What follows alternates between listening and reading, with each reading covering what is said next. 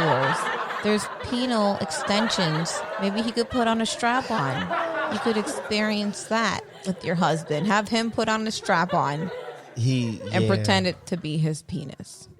He could. He ain't gonna do that. He won't even pleasure her orally. Well, but still, there's there's two things here, right? Mm-hmm. So there's the issue of like, he's small. He probably has a micro penis, right? So there's nothing that can be done for that. But the other side of it is that he's a dishonest actor. He led her into a situation under false pretenses. Surprise! Right? Yeah, like meet my clit. You know. So that's actually the bigger issue, because why do you want to share your air with someone that would deceive you in such a big way? And look, sex is very important in a marriage. Well, it is and it isn't. Like, in the grand scheme of things of like relatability, getting along, having somebody supporting each other and all, and just interest. Like, in the grand, we all want to have great sex, but not all the time, though. But not all the time. But I mean, a relationship, if you're honest with one another, a relationship can go the distance, even with that kind of circumstance. But this guy's a jerk because he lied. He's a liar, a deceiver, a heartbreaker. Like, got her all the way married, and she went along with it like the whole time. Like, just that wedding night. I mean, I wish I could have been a fly on the wall to see her face. Like, God. And then he don't eat. What did y'all do? Just y'all scissored each other? Like, what happened? I don't know. Maybe she'll reach back out and let us know how it goes. So get a divorce, girl. Yeah, you got to move on. You gotta let that go, and then you got to test. You got to sample the product. That's all I'm saying. You got to figure something out. Before you get too in depth. All right. So the next one we have. Hello, we live in New Jersey, and they just announced that they will be teaching LGBT history in schools. I'm not at all happy about that. I don't want that kind of information pushed on to my kids.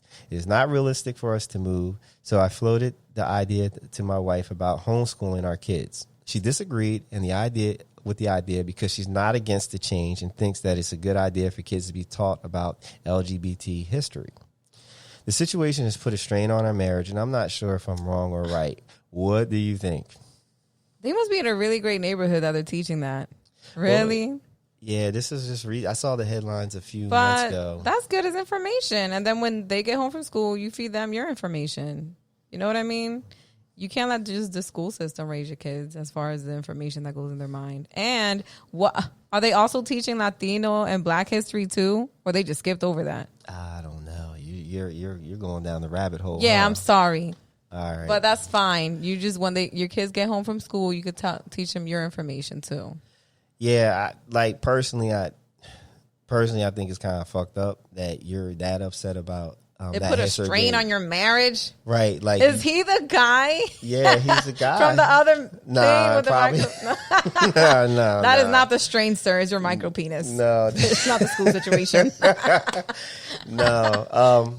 But it's disappointing that people are like you would be that upset that you would pull your kids out of school because you want to restrict them from information. Are you afraid you're going to be in the history? Are they going to reference you? What are you hiding, sir?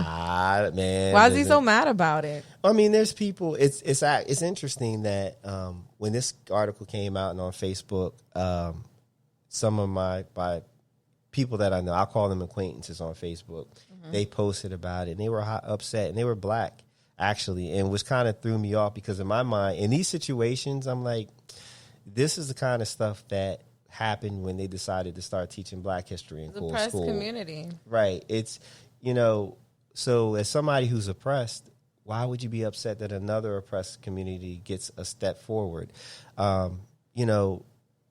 The reason why the world is messed up is because we all live in our own little information echo chambers, and we only want to hear what we want to hear and learn about what we want to learn about, and it makes it very hard to understand where other people are coming from. So, yes, empathy, that's the word. Thank you, my thesaurus over here. I appreciate that. You're the best.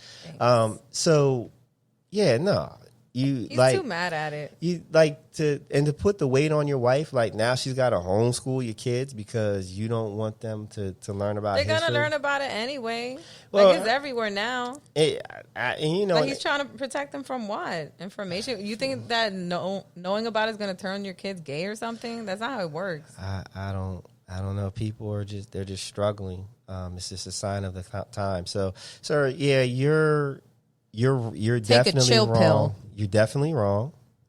And I think you need to apologize to your wife for even suggesting that she be a homeschool teacher. You should perform cunnilingus on her to make up for all the headaches you put her through over this BS. See, there you go. He probably doesn't do that. But no, you need to learn how to be open-minded, and then keep in mind that if they're teaching LGBTQ history, it's probably just a section.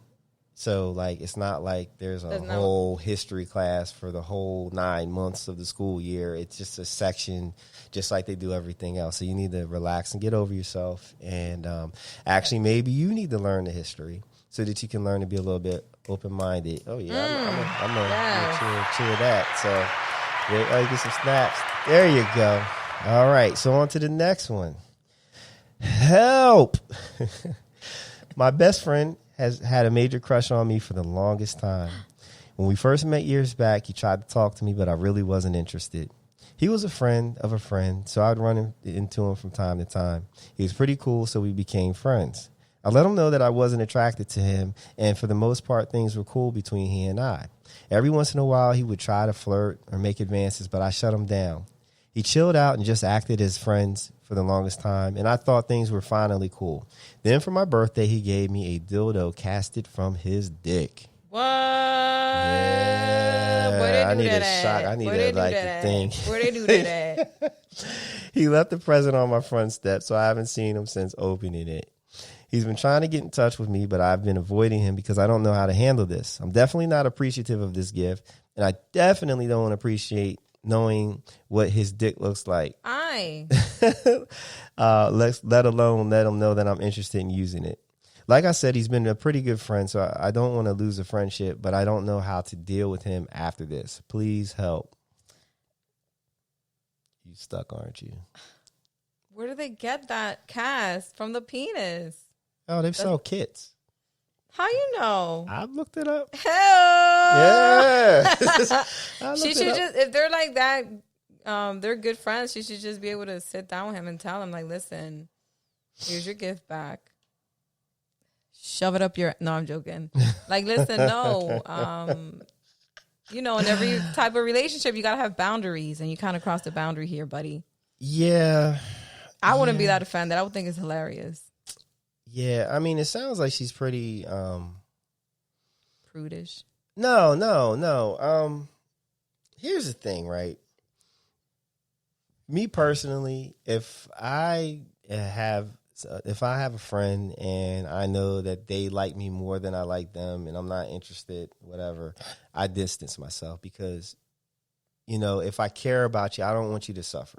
I don't want, yeah. You know what I mean? Hurt their feelings and lead them on. That's because you're not a narcissist. A narcissist would lead them on.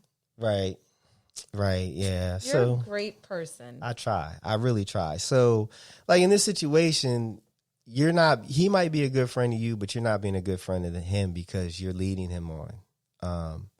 He did cross the line. That was a pretty bold move. And he went from 0 to a dildo. Yeah, he did. And now you know what he's working with.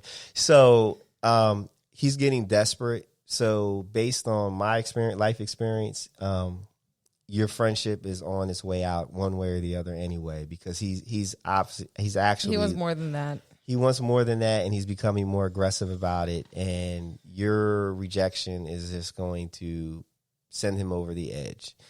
Even if he does continue to try to be your friend, he's always going to have that. He's always going to have it in the back of his mind, like, yo, what can I do to get over the hump?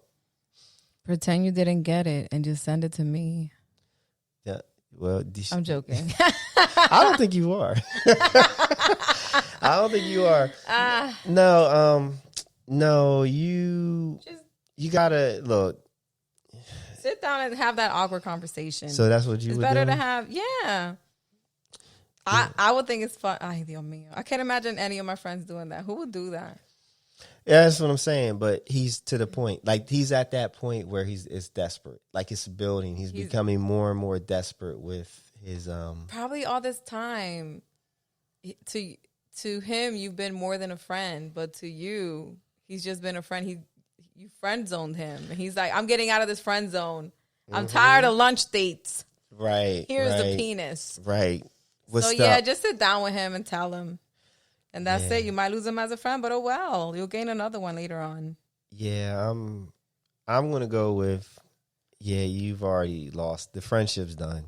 It's done. There is no friendship. There is no friendship. There is a situation where one of you is getting more out of it than the other, and no, you're just gonna have to let it go.